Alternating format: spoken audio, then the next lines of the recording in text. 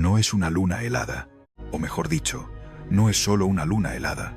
Europa, una de las grandes lunas de Júpiter, podría esconder bajo su superficie un océano global de agua salada. No un lago, no una bolsa aislada, sino un océano planetario entero, enterrado bajo kilómetros de hielo. Y cuanto más encaja esa idea, más raro se vuelve todo.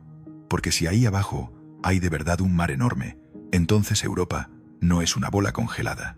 Es un mundo oceánico con la puerta cerrada. Y eso cambia por completo la pregunta. La imagen fácil es pensar en Europa como un sitio terrorífico, porque quizá haya algo moviéndose bajo el hielo. Pero lo inquietante de verdad no va por ahí. Lo inquietante es otra cosa. Que uno de los lugares más prometedores para buscar condiciones compatibles con la vida en todo el sistema solar pueda estar ahí, al lado, en términos cósmicos, y aún así siga casi blindado para nosotros. Porque Marte, por ejemplo, parece lejano, seco, áspero, pero lo entendemos. Podemos mandar rovers, perforar un poco, analizar rocas, seguir capas geológicas. Europa funciona de otra manera. Europa parece más simple de lo que es. La ves desde fuera, y parece una esfera clara, lisa, atravesada por grietas rojizas, casi tranquila. Pero esa superficie tan limpia es justo una de las primeras pistas de que debajo está pasando algo raro. En muchos mundos del sistema solar, los cráteres se acumulan durante miles de millones de años. Son como cicatrices que se van quedando ahí. En Europa no. Su superficie tiene relativamente pocos grandes cráteres, y eso sugiere que es geológicamente joven, o al menos que se ha ido renovando con el tiempo. Algo la rompe, la desplaza, la rehace. Y cuando miras esas fracturas cruzadas, esos bloques de hielo desordenados, ese llamado terreno caótico, la idea empieza a imponerse sola. Bajo esa costra no hay un interior quieto, hay actividad. La primera gran recompensa llega aquí. Europa no es interesante porque sea exótica, es interesante porque las pistas apuntan todas en la misma dirección. Una de las más importantes la encontró la sonda Galileo, que estudió Júpiter y sus lunas en los años 90 y principios de los 2000. Sus mediciones del campo magnético alrededor de Europa encajaban mejor si, bajo la superficie, había una capa conductora. Y la explicación más plausible para eso era un océano de agua salada. No era una intuición poética, era una huella física. Dicho de forma simple, Europa se comportaba como si ocultara agua líquida salada bajo el hielo. Y en ese momento, la Luna cambió de categoría. Porque una cosa es tener una roca congelada, otra muy distinta es tener un océano entero atrapado. Los modelos actuales apuntan a que ese océano podría ser muy profundo, y que Europa, pese a ser mucho más pequeña que la Tierra, podría llegar a contener más agua total que nuestro planeta. Es una de esas frases que conviene parar un segundo y mirar bien. Más agua que la Tierra. Pero toda en el peor lugar posible para estudiarla. Enterrada, sellada y a años de misión de distancia. Y aquí entra la segunda pregunta, que es casi más extraña que la primera. Vale, supongamos que el océano existe. ¿Cómo puede seguir líquido tan lejos del Sol? Europa orbita a Júpiter, no a una distancia amable y templada, sino en el sistema exterior, donde la radiación solar no basta ni de lejos para mantener agua líquida en superficie. De hecho, la superficie de Europa es brutalmente fría. Si solo dependiera del calor del Sol, todo eso estaría completamente congelado. Pero no depende solo del Sol. Europa vive dentro de una máquina gravitatoria gigantesca. Júpiter tira de ella con una fuerza enorme. Y además, la interacción orbital con otras lunas, sobre todo Io y Ganímedes, hace que la órbita de Europa no sea un círculo perfecto. Eso significa que, a medida que gira alrededor del planeta, la Luna se estira y se comprime ligeramente una y otra vez. Muy poco, sí, pero sin parar. Ese amasado gravitatorio genera calor interno por marea, y ese calor puede ser suficiente para mantener agua líquida bajo la corteza helada. Es una idea fantástica porque rompe una intuición muy humana. No hace falta estar cerca de una estrella para tener un entorno potencialmente habitable. A veces basta con estar en la órbita adecuada de un gigante adecuado. La vida, si alguna vez apareció ahí, no tendría por qué vivir de la luz, podría vivir del movimiento. Ahora bien, que haya agua líquida no significa que haya vida. Esa confusión conviene cortarla pronto, porque es justo donde más fácil es caer en el vídeo bonito pero flojo. Agua no es igual a biología. Para que un lugar sea interesante desde el punto de vista astrobiológico, hacen falta varias piezas. Agua líquida, sí, pero también elementos químicos adecuados y, sobre todo, una fuente de energía aprovechable. Y ahí es donde Europa se vuelve más seria y más ambigua a la vez. Sabemos bastante sobre el agua, sabemos algo sobre la química, y seguimos discutiendo cuánto juego real puede dar su interior en términos energéticos. En la Tierra tenemos un precedente que siempre aparece en esta conversación, y con razón: los ecosistemas de las profundidades marinas que viven lejos de la luz del sol. Cerca de fuentes hidrotermales, hay comunidades enteras de organismos que no dependen de la fotosíntesis. Eso no demuestra que Europa tenga algo parecido, pero sí elimina una idea muy simple y muy extendida: que sin luz solar no puede haber nada interesante.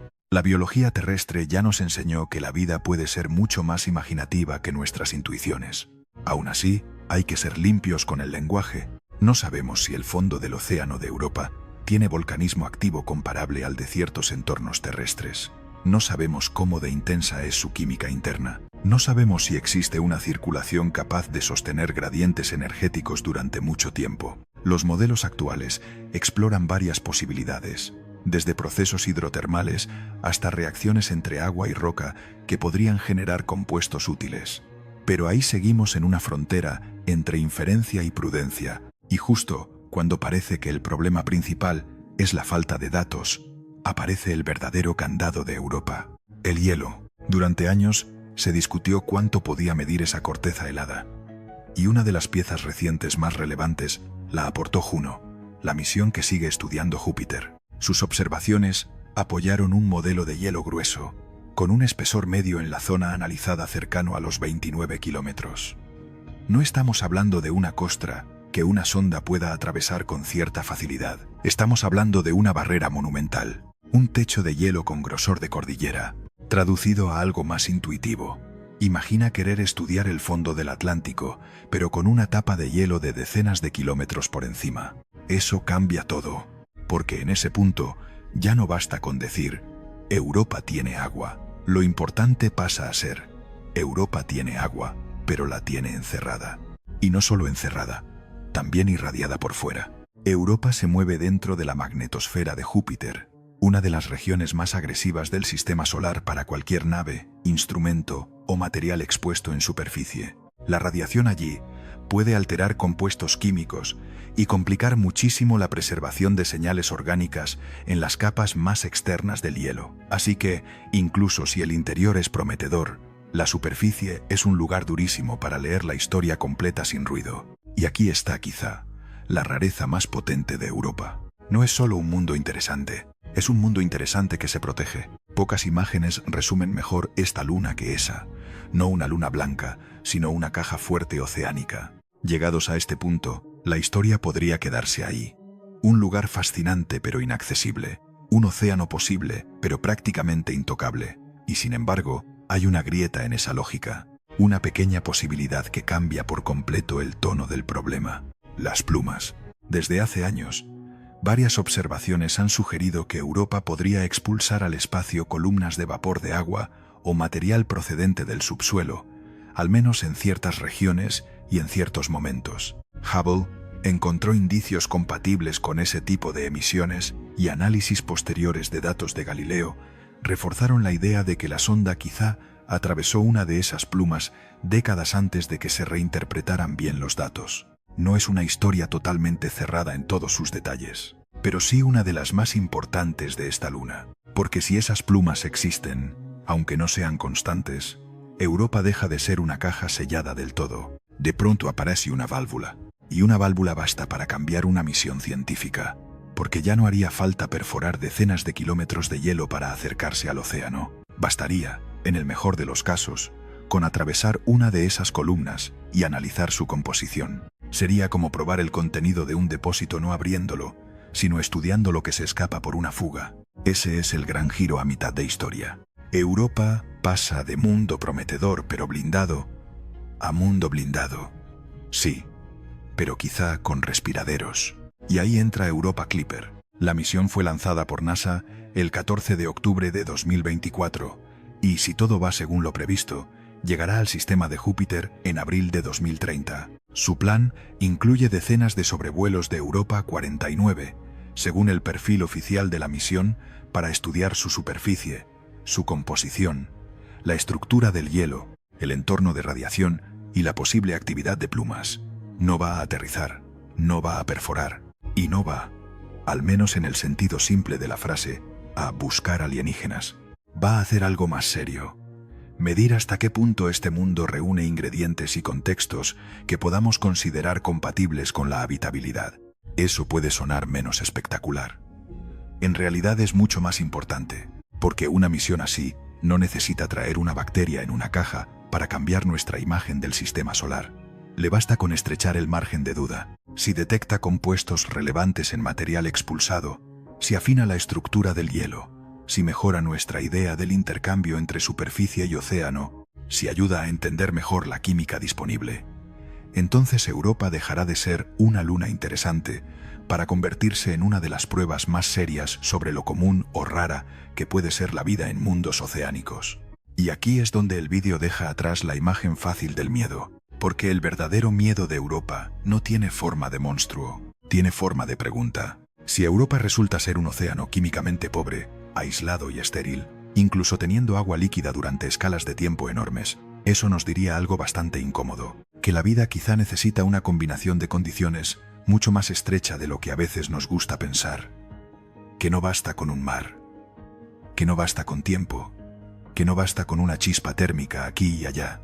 Pero si ocurre lo contrario, si Europa muestra una química rica, intercambio de materiales, energía suficiente y señales cada vez más difíciles de ignorar, entonces el golpe va en la otra dirección. Porque si un mismo sistema solar ha producido dos entornos realmente favorables para la biología, uno aquí, otro bajo el hielo de una luna de Júpiter, la vida deja de parecer un accidente casi irrepetible y empieza a parecer una tendencia del universo cuando se dan las condiciones adecuadas.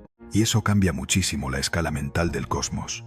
De repente, el universo no se siente más vacío, se siente más lleno, no necesariamente de civilizaciones, ni de criaturas enormes, ni de historias de ciencia ficción, más lleno de posibilidades biológicas, más lleno de lugares donde la materia, dadas ciertas reglas, puede organizarse, persistir y quizá llegar a algo parecido a lo que aquí llamamos vida.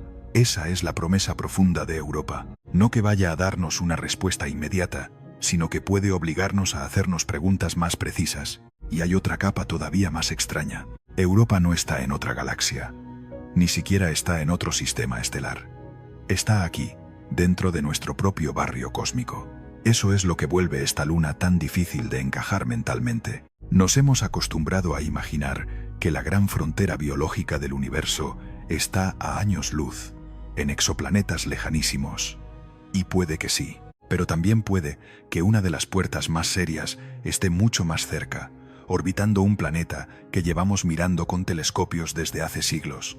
Una puerta, eso sí, con varias cerraduras, hielo, radiación, distancia, ambigüedad de datos, limitaciones de misión. Todo en Europa parece diseñado para darnos esperanza y prudencia al mismo tiempo. Por eso resulta tan poderosa. Porque hay mundos espectaculares que se dejan entender mejor, y hay mundos aparentemente más simples que se resisten muchísimo más. Europa pertenece a esa segunda categoría. Cuanto más la miras, menos parece una esfera blanca y más parece una negociación. Una negociación entre lo que la física nos deja sospechar y lo que la ingeniería todavía puede llegar a demostrar. Y quizá esa sea la mejor forma de cerrar la idea. Europa no da miedo por el hielo, da miedo porque convierte una intuición preciosa en un problema real. La intuición de que un océano puede ser un hogar. Y el problema de que ese hogar, si existe, está encerrado bajo una tapa descomunal, en uno de los entornos más hostiles del sistema solar, obligándonos a leerlo casi siempre por señales indirectas. Así que la gran pregunta ya no es si bajo el hielo hay algo. La gran pregunta es mucho más incómoda y mucho más interesante. ¿Cuánto puede acercarse la vida a nosotros sin dejarnos verla del todo? Porque a veces la frontera del universo no está en la distancia, está en una capa de hielo.